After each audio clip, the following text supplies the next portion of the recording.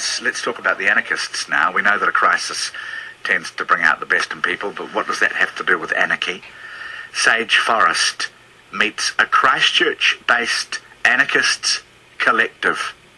They're called Beyond Resistance, and she finds out.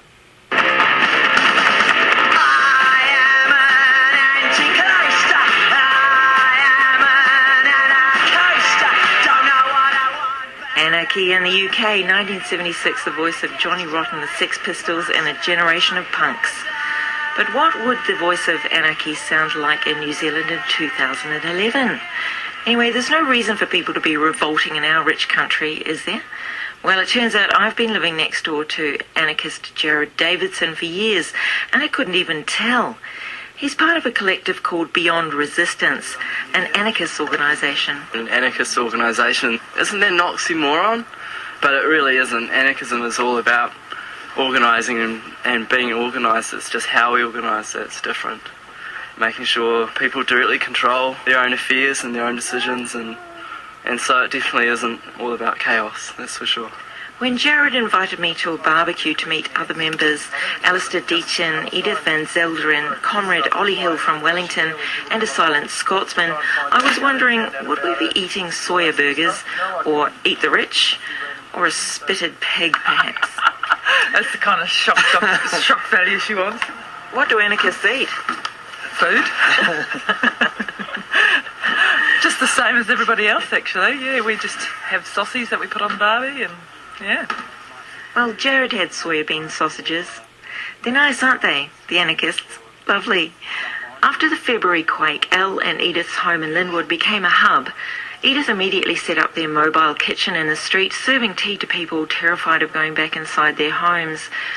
And a few days later, Elle and others went out to the neglected suburbs with clipboards to determine people's needs, then went about serving them.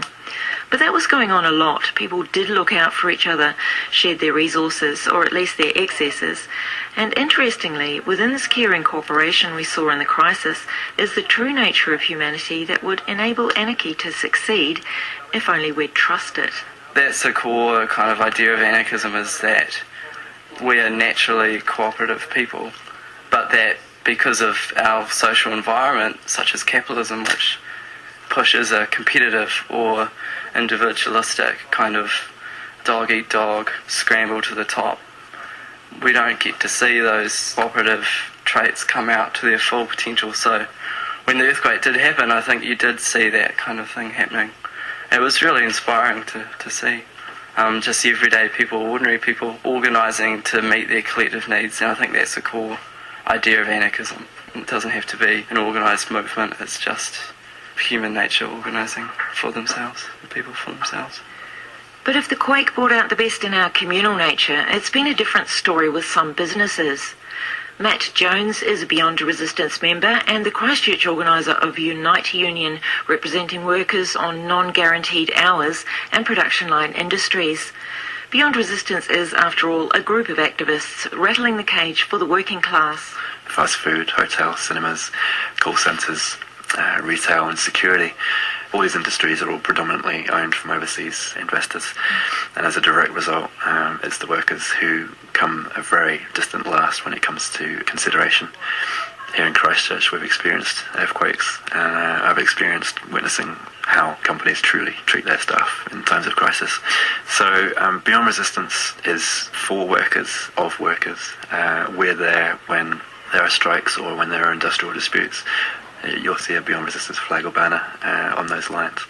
More recently, we're beginning to find stories of people that have either lost homes or having rent issues with pretty unscrupulous landlords in the city during this crisis. And we're also finding a lot of employers that are taking advantage of this situation, forcing workers to use their own annual leave and holiday pay to cover loss of wages, or simply giving them the boot and not paying them their holiday pay and entitlements. Now, it won't be long before you see us on the streets, and we're going to be naming and shaming companies and landlords throughout the city and making it clear that this kind of behaviour is unacceptable, and there are groups and organisations out there, such as Beyond Resistance, that will stand up for the little guy. With Beyond Resistance, Alistair and Edith, you're both involved with that? Yes.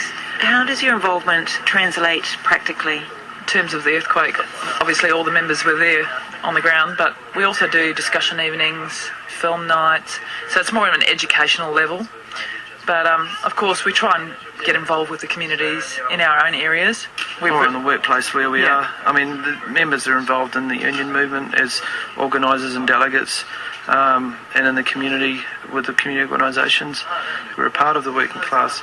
We're workers and we're beneficiaries and we're people at home. You know, we're not nothing special. We just, you know, act as we are, where we are. And I think it's about being political where you are all the time, not hiding away from it. You know, I think people say, oh, you don't talk about politics, sex or drugs or religion. But I think we need to talk about those subjects. It's really important to talk about those subjects. And so bring it to wherever you are. That's it important. takes a deal of courage and support. It does. It does. Especially these days where more and more there's attacks on people's ability to organise collectively, like the government's now talking of even more changes to the Employment Relations Act. We're so isolated and individualised, and you know the government's attempts all the time to support the capitalists by, you know, imposing sort of casualised labour and doing away with permanent contracts. And making everyone compete or dob in, you know, somebody that's not working quite hard enough or whatever, you know, like that whole worker against worker mentality that people are forced into because they're desperate, they need the work. Yeah. Sage, I'm trying to remember, you asked me yesterday, do you think there was a need for anarchism in New Zealand? I really think there is.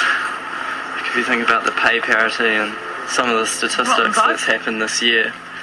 I think the 2010 financial year, the incomes of the upper class increased by about 14%, but wages for most of us increased by, I think, 2%, but inflation raised by 4.5%, so it was actually a pay cut for most people. So and that's even worse for beneficiaries as well, especially with the attacks coming through like Paula Bennett and people like that.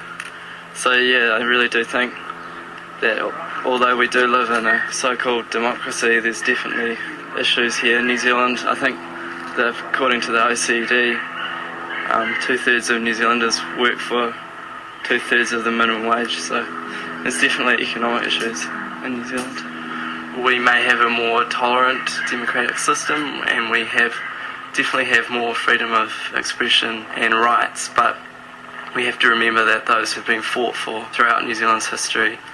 They're not just a given. Is there a limit to the scale that this kind of organisation can work in? No, I don't think so. I think, a key tenet to anarchist thought is called federation. So that's the idea that you have a lot of small overlapping circles and you can organise society from that way, and it's from the bottom up. So in examples where anarchism was put into practice, such as the Spanish Revolution in 1936, you had millions of people organising industry, organising their communities in an anarchist way, and it's just works from operating where you are with the people around you and connecting up with other groups organically and encouraging and drawing from everyone's diversity and autonomy. I know a perfect example of how it actually already is operating on a big scale. For example, shift work at hospital. The shift ends at 10:30 at night, and the next shift starts at 10:30 at night, but the handover is actually 15 minutes. So each of those two shift workers either have to get there 15 minutes early, or the other one has to stay 15 minutes late off their own bat. And they're doing that for the good of the system. There's no other reason why they would have to stay, because legally they only need to stay till 10:30. So they could walk out that door at 10:30 and all these women would be left wanting because the handover wouldn't have been done properly. So there you go, there's 15 minutes of time that people give in a large scale system. So it can happen. People will give for the good of the society of a whole to make sure it continues to function. So basically, as people, we instinctively know the difference between right and wrong. We know what we need, so let's get on with it without the overregulation, arbitrary rules and taxes, bosses, landlords or politicians. I don't think it'll catch on. The socialist philosophies of beyond resistance are just one viewpoint of anarchy. There are, of course, many others: feminist, insurrectionist, individualist, and it's the more radical anarchists that we tend to hear more about. That perception is often played up by the media. and those who are threatened by the kind of social power that anarchism could hold if it really caught on, which it has done in various times over history. So the media tends to play up that kind of individualistic against everything aspect of anarchism. Thanks, New Zealand On Air.